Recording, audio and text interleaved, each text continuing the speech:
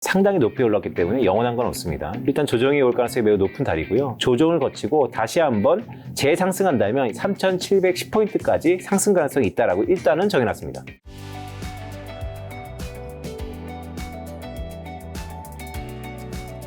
자, 이번 달에도 빈세트 위원님과 함께 하는데 전략도 타이밍, doing now, 조정의 또 다른 이름이라는 보고서를 가져오셨어요. 질문 드리기 전에 뭐 핵심 내용 어떤 것들이 좀 담겼는지 간략하게만요. 네, 간략하게 8월입니다. 8월. 조정입니다. 아, 8월에 조정이 온다고요? 네, 8월은 계절적으로 조정 국면입니다. 올 확률이 높다는 거죠? 네, 통계적으로 그렇습니다. 뭐 뒤에도 이런저런 말씀드릴 건데 일단 조정이 올 가능성이 매우 높은 달이고요. 네. 뭐 그도 그럴 것이 국내 코스피 지수만 놓고 보더라도 연초부터 계속 달려왔죠. 상당히 높이 올랐기 때문에 영원한 건 없습니다. 조정이 될 가능성이 높다는 거. 또한 대외적으로 잘 아시는 것처럼 관세 합의가 된다 하더라도 이전보다 관세율이 높아진다는 게 실물 경제에 미치는 영향력이 있을 개연성이 높고요. 두 번째는 내적으로도 상법 개정 또는 세법 개정 뭐 오늘 내일 하고 있는데 네. 어쨌든 대주주 요건의 하향 50억에서 10억 이 정도 하면 이제 세수 확충이라 하지만 기본적으로 세수 부담이 나올 수 있는 개연성이 높기 때문에 전반적으로 대내외 이벤트들이 기대감보다는 우려감이 좀 높은 상태. 더구나 8월 달은 역사적으로 한 20년 동안의 월별 평균 수익률의 평균을 보더라도 8월 달은 마이너스였다. 등등을 놓고 봤을 때 조정이 올 가능성이 높다라는 말씀을 드리고요. 근데 화면에 보시는 것처럼 이번 조정의 또 다른 이름은 도약입니다. 도약 가능성이 높다. 즉 이번에 조정은 되게 짧을 가능성이 높고요. 이번 조정을 거치고 나면 또 다른 대세 상승 가능성도 염두하면서 국내 증시를 바라보자라는 말씀도 드립니다. 자, 그럼 보고서에서 제시한 외국인 빈집털이 전략이 뭔지 요거 한번 일단 설명해 주신다면요. 네, 빈집털이 비어있는 집을 털어라. 우리 주식시장에서는 수급입니다. 그러니까 외국인들이 어떤 종목을 계속해서 사왔다. 역사적으로 평균 한 30% 샀다라고 하면 평균적으로 30% 항상 사야겠죠? 그런데 유독 지금 이 시기에 다양한 이유가 있겠죠? 그 기업이 성장성이 떨어졌다든지 아니면 외국인들 입장에서 우리나라의 자산 전반적인 매력도가 떨어졌다든지 등등 어쨌든 외국인이 평균적으로는 이만큼 사야 되는데 지금 이거밖에 안 산 이 갭 이것이 바로 빈집이다. 그래서 그 빈집이 채워질 가능성이 높기 때문에 미리 빈집에 들어가서 기회를 엿보자라는 전략입니다. 자, 그럼 빈집털이 대상 업종을 고르는 핵심 기준은 좀 어떻게 될까요? 네, 그래서 화면에 보시는 것처럼 제가 종목들을 가져왔습니다. 그러니까 과거 외국인이 많이 샀던 종목들 중에서 업종이죠. 그러니까 여기 화면에 보시면 요겁니다. 그러니까 과거 외국인들이 한 100 정도를 샀다면 지금 현재 조선 같은 경우는요. 지금이 역사상 가장 많은 외국인들이 들고 있다. 그러니까 우리나라의 조방원 주도주가 왜 주도주가 됐냐 여러 가지 이유가 있겠지만 외국인도 이미 많이 샀다는 것이죠. 네. 근데 그런 의미에서 보면 현재 에너지라든지 디스플레이, 비철금속 등등은 뭐 화장품, 의류, 왕구까지요. 과거 100을 샀는데 지금은 10%밖에 안 샀다는 거. 그만큼 덜 살 유인이 있다는 게 첫 번째 포인트이고요. 두 번째는 자 이런 업종들이 앞으로 이익이라든지 수익선에 개선이 나타나야 되는데요. 그런 의미에서 보면 여기 이익 증가가 나타나느냐 제가 하이라이트 쳐놨는데요. 그래서 이런 의미를 놓고 보면 고점 대비 외국인 비율이 현저히 낮아지고 있는 업종 플러스 앞으로 돈을 벌 가능성이 높은 업종들을 추려봤더니 이런 에너지, 디스플레이, 그다음에 건설, 건축 관련, 화장품, 의류, 왕구 등이 있더라라는 말씀을 드립니다. 자, 그럼 빈집털이 전략 후보군으로 에너지, 디스플레이, 건설 업종을 꼽았는데 여기 섹터의 투자 매력은요? 네, 투자 매력도 말씀드렸던 것처럼 자 투자 매력도라는 게 이런 거죠. 6월 말 수익률 마이너스 3개월 평균 수익률, 즉 상반기 말 기준으로 한 달 동안의 수익률과 지난 3개월 동안의 편차를 놓고 보면 그게 여전히 플러스냐 마이너스에 따라서 계속해서 수익률이 높아진다는 것은 어떤 의미일까요? 새가 붙고 있다는 것입니다. 따라서 모두에 말씀드렸던 것처럼 세 가지 기준인데요. 첫 번째, 외국인이 과거에 비해서 조금 사고 있거나 앞으로 더 많이 산다는 거. 두 번째, 그 업종에 전망이 밝거나 돈을 계속 많이 번다는 거. 세 번째, 지금 수익률이 계속해서 높아지고 있느냐. 즉 수익률이 내려가고 있다는 것은 계속해서 주가의 시세가 주가의 상승폭이 둔화되고 있다는 거고 반대로 높아지고 있다는 것은 그 시세의 성장세가 높아지고 있는 것인데요. 그런 것을 감안했을 때 업종을 추려봤다라는 말씀을 드립니다. 자, 그럼 이 지금 에너지, 디스플레이, 건설 업종을 사면 좋다는 건가요? 그렇죠? 빈집털이 네. 8월에. 네. 그럼 8월에 조정 국면이라고 했잖아요. 네. 조정 국면일 때 떨어지고 사면 좋다는 건가? 아니면 네. 지금 사도 좋다는 의미로 받아들여야 되나요? 자, 빈지털이 전략은요, 과거에 보면 시기가 좀 다릅니다. 일단, 8월이 접어들었습니다. 8월은 잠깐 쉬어갈 수도 있습니다. 라는 말씀을 첫 번째 드리는 네. 거고요. 따라서 뭐 지금 사냐, 내일 사냐, 모레 사냐보다, 자, 이번에 조정이 거치고 나면, 네. 앞으로 어떤 걸 사야 될까요? 라고 하면 저가 오늘 한 두 개 크게, 한 두 가지 정도 메시지를 드리려고 그러는데요. 그 중에 하나가 중장기적인 시계로 어쨌든 뭔가 채워질 텐데요. 그 채워지는 게 답이 과거에 보면 외국인한테 있더라. 따라서 외국인이 가장 먼저 살 가능성이 높은 업종을 쳐다봐야 되는 거 아닌가라는 논리입니다. 자, 근데 지금 가장 뜨거운 거는 밑에도 이제 조선이 이제 고점 대 외국인 비율이 이제 있는데 조방원이 가장 뜨겁잖아요. 네. 이 주도주는 그러면 그대로 가는 건가요? 바뀌는 건가요? 화면에 보시는 것처럼 주도주는 영원하다. 흔히 조방원의 대표적인 HD, 현대중공업, 한화 에어로스페이스, 두산 에너빌리티, 조선, 방산, 원전의 대표적인 업종들을 프락시, 대리변수로 해서 지수를 하나 만들었어요. 보시면 2023년 12월이 100으로 기준일 때 지금 한 4배 정도 올랐습니다. 많이 올랐죠? 그런데 요거 말씀드릴게요. 최근에 이렇게 한번 조정을 받았었어요. 한 15% 정도 조정을 받았다가 이때 이제 얘기가 뭐였냐면 조방원 끝난 거 아니냐. 끝났다. 네, 이제 끝났다. 패션이 바뀌었다. 네. 그런데 다시 한번 어떻습니까? 네, V자 반등이 나타나고 있다. 자, 무슨 얘기냐면, 자, 지금이 우리 증시가 강세장이냐 약세장이냐가 중요합니다. 약세장이라면요, 주도주는 바뀔 겁니다. 그래 왔었습니다. 하지만 저는 강세장으로 보고 있거든요. 강세장으로 보는 여러 가지 이유 중에 하나가 시장을 만드는 것은 국내 요인보다는 해외 요인이 되게 크더라. 해외 요인 중에서 이것을 매크로 환경이라고 그러는데요. 지금 매크로 환경이 유동성 국면입니다. 금리가 인하되고 있고요. 시중의 유동성이 풀리고 있습니다. 네. 뒤에도 말씀드리겠지만 스테이블 코인도 궁극적으로 보면 유동성의 늘어남을 의미하기 때문에 그렇다면 돈이 많은 시국에 과거의 주도주가 추세가 꺾이지 않는다면 다시 한번 상승할 때 주도주가 상승 가능성이 높다라는 말씀도 드립니다. 자, 그러면 이제 시장을 8월에는 조정이지만 전반적으로 좋게 보시는 빈센트님은 앞으로 시장 어디까지 열려있다고 전망하시고 그걸 위한 동력, 네. 뭐가 있어서 그까지 갈까요? 멘트가 약간 이견이 있을 수 있는 멘트인데 네. 저희 사석에서 이런 말씀 많이 드려요. 대통령이 TP 때리는 시대다. 뭐라고요? 대통령이 코스피 타겟 프라이스, TP를 제시하는 시대가 왔다. 5,000p. 5,000p. 많이 들었죠. 네, 5,000p 많이 들으셨죠? 자, 약간의 사석에서 우스갯소리고요. 결론적으로 말씀드리면 이번에 궁극적으로 5,000p가 갈 가능성도 높다고 봅니다. 이전보다 훨씬 높아졌고요. 하지만 저희가 지금의 2차 상승기, 즉 조정을 거치고 다시 한번 재상승한다면 이때는 3,710포인트, 코스피 기준으로 3,710포인트까지 상승 가능성이 있다라고 일단은 정해놨습니다. 3,700도 아니고.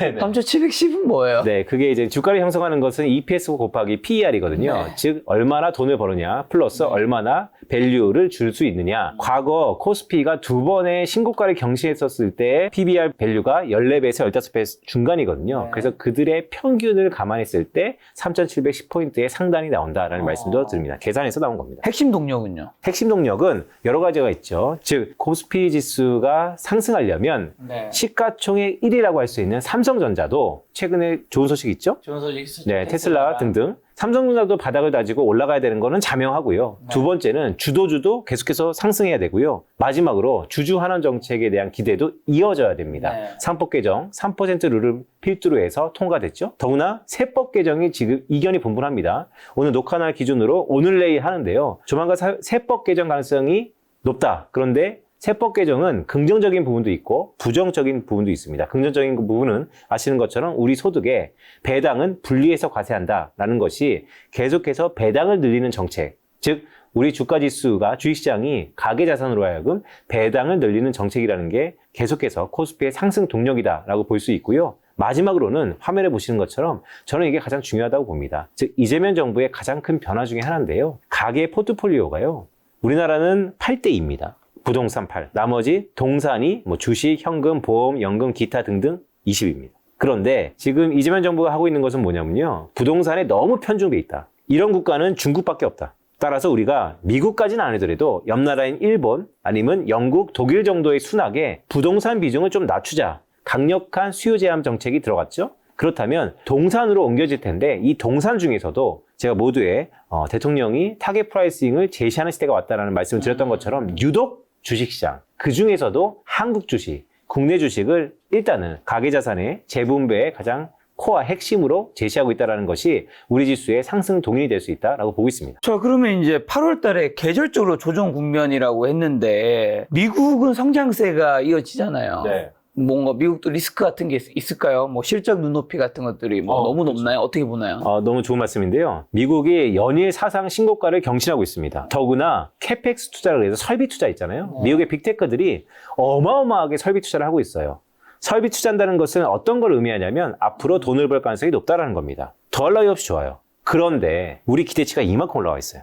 즉 주가라는 것은요. 돈을 버는 것도 문제고 안 버는 것도 문제지만 돈을 기대치보다 더 많이 버느냐 못 버느냐에 따라서 추세적인 동인이 결정되는데요. 이런 거죠. 1등하는 국가들, 1등하는 기업들이 미국에 많습니다. 그런데 투자자들은 어떻게 얘기하고 있냐면 1등은 당연한 거고 올백 마저하라. 2개 틀리면 안 된다. 하나 틀려와라. 이렇게 얘기하고 있거든요. 따라서 뭐 중장기적으로 보면 우상향하겠죠. 하지만 너무나 눈높이가 높아진 것에 대한 반대급부로 불안한 요인들도 실적 시즌 지나면서 나타나고 있다는 말씀도 드립니다. 그게 미국 시장을 바라보는 가장 큰 리스크 요인 중에 하나다라고 보고 있습니다. 자, 방금 전에 이제 8월 달 조정 얘기해 주셨는데 그러면 8월 조정이 어떤 식으로 좀 이루어질 수 있고 하반기에 한국 주식, 미국 주식 전망 좀 해주신다면요? 네, 화면에 보시는 것처럼 데이터를 한번 볼까요?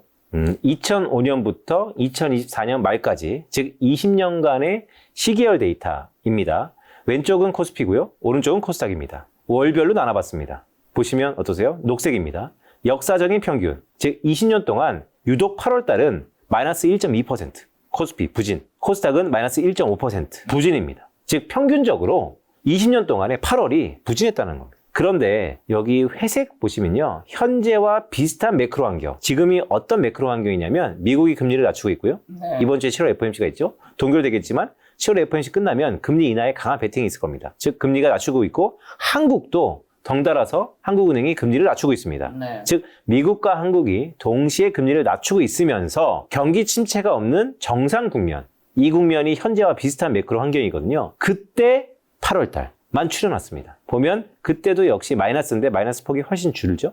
코스닥도 마찬가지고 마이너스. 그래서 8월 달은 조정 가능성이 높습니다. 왜냐하면 데이터를 보니까요. 평균적으로 20년 동안 항상 마이너스였고 현재와 비슷한 매크로 환경만 추려보더라도 마이너스였습니다. 라는 말씀을 첫 번째 드리는 거고요. 그럼 그때 어떤 업종이 특히나 마이너스였냐라고 보면 경기 관련 소비재, 건강관리, 헬스케어죠.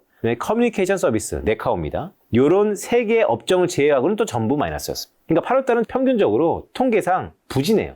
역사적으로. 그런데 또 하나, 지금과 매크로 환경이 비슷한 시기는 어떠냐라고 보면 여전히 경기 관련 소비재, 건강관리, 커뮤니케이션 서비스, 즉 역사적인 평균보다 현재 매크로 환경이 비슷한 수준의 환경에서 이런 업종들이 상승폭이 좀 더 낮을 뿐이지 여전히 부진하다. 그래서 8월 달은 이런 말씀 드리고 있어요. 그러니까 전반적으로 조정 가능성이 매우 큰 국면이고요. 하지만 이때도 괜찮은 업종은 있긴 합니다. 하지만 전반적으로 대부분 다른 업종들이 부진했다라는 것을 데이터로 말씀드린다. 자, 그럼 8월 달에 이런 좀 부진하고 조정일 때 조심하라는 건 알겠는데 8월 조정일 때 사라는 거예요? 그냥 계속 기다리라는 거예요? 지금 포지셔닝, 즉 미리 산 사람은 버텨야죠. 아니면 뭐 비중을 좀 줄일 수도 있고. 그런데 제가 이 말씀 드릴게요. 줄이든지 말든지 여러분들의 판단입니다. 하지만 저는 버텨야죠라는 말씀을 드린 이유가 있습니다. 화면에 보시는 것처럼 요번에 조정이요. 얼마나 폭이 깊을까? 만약에 조정을 받는다면 얼마나 받을까? 우리나라가 2007년도, 2011년도, 2018년도, 2021년도가 다 강세장이었습니다. 그때 1차 상승이 있었고 바로 하락이 있은 다음에 2차 상승이 있었습니다. 즉 파도를 치면서 올라갔다는 거죠. 올해 상반기에 코스피가 40% 상승했습니다. 1차 상승. 저는 이제 약간의 조정기가 있을 거라고 보는데 과거 평균 조정 기간의 수익률이 마이너스 7%입니다. 즉 이해드리기 쉽게 지금 코스피 지수가 3,200포인트라고 본다면 빠지면 3,000포인트까지. 그래서 여러분들 지수가 7% 빠지니까 개별 종목 좀 다를 수 있어요. 하지만 그건 선택하셔라. 저는 이번에 조정 가능성이 매우 높아 보이는데 조정이 있다면 과거의 통계를 놓고 봤을 때 한 7% 정도 내외의 조정을 받을 것 같습니다. 그때도 감내할 수 있다라고 하면 감내하시고요. 아니면 이것도 나는 감내하기 어렵다라고 하면 말씀하셨던 것처럼 그 포지셔닝을 전략적으로 선택하셔라 라는 말씀 드리는 거고, 그런데 화면에 보시는 것처럼 1차 하락 이후에는 2차 상승이 있습니다. 그럼 2차 상승 때는 어떠한 산업과 업종을 사야 되느냐? 그게 더 중요할 수 있어요. 왜냐하면 제가 이번에 조정의 또 다른 이름은 도약이라고 말씀드렸잖아요. 일단 저는 여전히 주도주. 왜냐? 주도주는 쉽게 바뀌지 않는다. 언제 바뀌냐? 매크로 환경이 바뀔 때 바뀐다. 그럼 지금의 매크로 환경은 뭐냐? 유동성. 따라서 미국이 금리를 올린다. 아니면 한국이 금리를 올린다라고 한다면 주도주가 바뀔 겁니다. 그러면 조방원을 계속해서 사면 안 됩니다. 하지만 그렇지 않다라고 보기 때문에 여전히 조방원이 괜찮다라고 보는 거고, 더 재밌는 거, 화면에 보시는 것처럼 과거 2007년도, 2011년도에요. 그때 2차 상승기 때 2007년도에 주도주는 조선화학이었습니다. 2011년도에 주도주는 차화정, 자동차 화학이었습니다. 1차 상승기가 아니고요. 2차 상승기 때 훨씬 더 크게 올랐습니다. 뭐보다? 당시 코스피보다. 즉 무슨 얘기냐면 강세장일 때 매크로 환경이 바뀌지 않으면 약간의 부침이 있겠지만 2차 상승기에는 주도주가 코스피 지수보다 훨씬 더 크게 반등할 수 있다. 주도주가 주도한다라는 말씀을 드리는 것입니다. 그러면 지금 주도주는 조방원으로 봐야 되는 건가요? 네, 지금은 조방원, 조방원. 지주, 금융, 지주금융. 그리고 조선방산, 8월 원전. 조정을 살짝 겪고 간다면, 네. 강세장이 맞다면 네, 이 친구들이 또 갈 것이다. 더 갈 것이다. 네. 맞습니다. 근데 뭐 세상이 꼭 늘 그렇게 흘러가지는 않으니까요. 현 시점에서 가장 우려하는 국내외 리스크 요인, 방금 전에 말씀하신 게 매크로가 바뀐다고 하셨으니까 리스크 요인 뭐가 있을까요? 네, 화면에 보시는 것처럼 일단 대외적으로 관세 협상입니다. 관세 협상은 두 가지 시각이 있습니다. 첫 번째 시각은 일단 1달러 났다. 영국 화면에 보시는 것처럼 어쨌든 10%로, 베트남 20%로, 인도네시아 19%로, 중국은 90일 연기됐다 하지만 100%대에서 30%대로 내려왔고요. 일본도 15%, 유럽도 15%, 한국도 뭐 오늘 하지만 15% 될 가능성이 높아 보입니다. 어쨌든 관세율이 정해졌다는 게 주식시장에서 가장 싫어하는 불확실성이 해소되는 겁니다. 그런데요, 또 다른 불안 요인이 있는데 그 화면에 보시는 것처럼 이전보다 관세율이 더 높아졌어요. 한국 같은 경우는 자유무역 협정을 맺었기 때문에 사실 0%에 준하는 관세율에서 이제는 뭐 15%가 될지 20%가 될지 모르겠으나 이전보다는 15% 이상 높아진다는 거죠. 관세율이 높아진다는 거, 그것은 영구적으로 우리 한국 경제의 한 0.4% 정도의 하방 요인으로 계속해서 상존할 수 있다. GDP가 내려간다는 건 어떤 의미냐? 기업들이 순이익이 줄어든다는 겁니다. 그럼 당연히 주식시장에서는 부정적일 수 있다. 물론 시간이 지나면 다 적응하겠죠. 하지만 그 적응하는 그 순간까지는 지수 자체가 부침과 변동이 있을 수 있다는 게 첫 번째 이유고요. 두 번째 이유는 화면에 보시는 것처럼 내부적인 요인입니다. 상법 개정까지 참 좋았죠. 세법 개정도 처음엔 좋았습니다. 그런데 대주주 요건을 하향한다고 합니다. 우리나라 역사적으로 보시면요. 2000년도에 대주주가 100억이었습니다. 김 작가 정도면 대주주였습니다. 2000년도에도. 지분율 3%입니다. 그런데 화면에 보시는 것처럼 2013년도에요. 대주주가 50억 원으로 내려왔고요. 2016년도에 25억 원, 2018년도에 15억 원, 2020년도에 10억 원까지 순차적으로 20년에 걸쳐서 100억 원에서 10억 원으로 요건이 내려왔습니다. 요건이 내려왔다는 건 어떤 의미냐? 이제는 10억을 갖고 있어도 대주주에 포함된다는 것입니다. 대주주에 포함된다면 어떤 의미냐면요. 한국은 국내 주식은 양도 차익에 대한 세금이 없어요. 그런데 대주주는 내요. 그렇기 때문에 대주주에 들어가면 세금을 더 내는 겁니다. 그게 과거는 100억 정도 있어야지 세금을 냈었는데 이제는 10억을 굴려도 세금을 낸다라는 것이죠.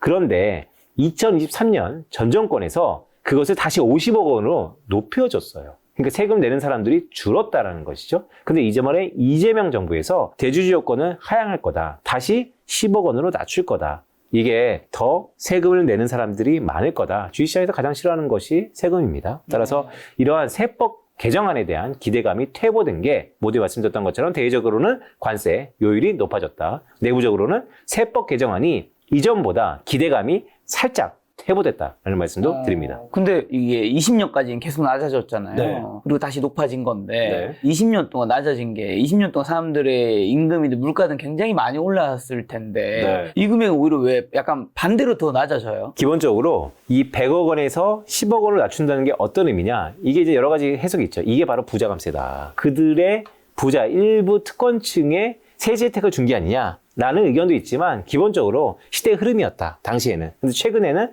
다시 한번 세수를 걷겠다라는 강한 드라이브 속에서 바뀌고 있다라는 말씀도 조심스럽게 드립니다. 자, 그럼 대주주 요건 하향이 50억에서 10억 연말에 양도세 회피 물량을 유발해 우선주에 부정적일 수도 있다고 하던데 이 리스크는 좀 어떻게 감내해야 되는 걸까요? 네, 이 리스크는 이런 거죠. 대주주 요건이 하향되면 네. 이게 연말 기준이에요. 네. 올해 연말 기준. 자, 그러면 올해 연말에 갑자기 대주주가 될 사람은 어떻게 되겠죠? 팔아야죠. 그쵸. 주식을 매도하는 거죠. 그래서 코스닥이 더 연말에 안 좋은 거잖아요. 왜냐? 거래량이 네. 적으니까. 그런데 우리나라 주식 중에서 여러 가지 투자 중에서 가장 거래량에 취약하고 중요한 전략이 있는데 우선주 전략입니다. 우선주라는 게 여러분 아시는 것처럼 보통주와 우선주가 있거든요. 보통주는 의결권이 있습니다. 하지만 배당은 좀 늦게 받고 청산도 좀 빠르게 받고. 그런데 우선주는 기본적으로 의결권이 없지만 배당이나 청산은 저 먼저 엑시트할 수 있다는 것이죠. 그런 의미에서 보면 보통주냐 우선주냐 약간의 시대 정신에 따라서 내가 어떠한 성향을 갖고 투자하느냐에 따라서 전략이 좀 다른데 그럼에도 불구하고 우선주는 매력도가 있죠. 배당을 좀 더 많이 받으니까. 그런데 우선주의 가장 큰 리스크는 최근에 한화기업이 우선주가 상폐되지 않았습니까? 네. 그런 것처럼 거래량이 적으면 쥐약이다. 그런데 대주주가 내가 됐다. 연말에 주식을 던질 것이다. 일명 매도 물량 출회 가능성. 그럴 때 우선주가 가장 취약하죠. 따라서 우선주에 대한 연말에 다양한 정말 중요한 전략적 포인트가 있을 것이다 라고 하는 것이고요. 저는 기본적으로 제가 데이터를 보니까요. 월 평균 한 2만 주 정도의 거래량이 도는 우선주만 추려보자. 몇 개 없습니다, 여러분. 근데 그런 우선주 한 30개 정도 되거든요. 그 30개 안에서 투자하면 괜찮은데 그 월 평균 거래량이 2만 주 정도가 안 되는 우선주를 암만 달콤한다 하더라도 자칫하다가는 크게 낭패를 볼 수 있다는 말씀도. 네, 만약 2025년 연말에 10억 원 이상으로 된다면요. 맞습니다. 지금 아마 저희가 7월 28일이죠. 이적 기준으로 오늘 내일 아마 세법이 통과되냐 마냐 얘기하는데 만약에 10억 원으로 내려갈 가능성이 매우 크기 때문에 그렇다면 연말에 조심하자라는 말씀도 드립니다. 자, 그리고 3% 룰을 포함한 상법 개정이 코리아 디스카운트에서의 신호탄이라고 평가하시던데 정확히 어떤 효과를 좀 기대할 수 있을까요? 주주환원의 시작이죠. 네. 그러니까 소액주주에 대한 시작이고요. 3% 룰이라는 게 이렇습니다. 예를 들어서 김 작가님하고 저하고 특수관계인이에요. 그리고 우리 하나의 회사를 갖고 있어요. 네. 김작가 TV라는 3%. 그럼 둘이 합해서 6%의 의결권을 행사할 수 있었죠. 근데 3% 룰이라는 뭐냐면 우리 둘이가 특수관계인이면 둘 다 합쳐서 6%가 아니고 3%로 의결권을 제한하는 것입니다. 자, 그만큼 반대국부에 있는 소액주주들이 그만큼 의결권을 행사할 수 있는 것이죠. 자, 그런 의미에서 보면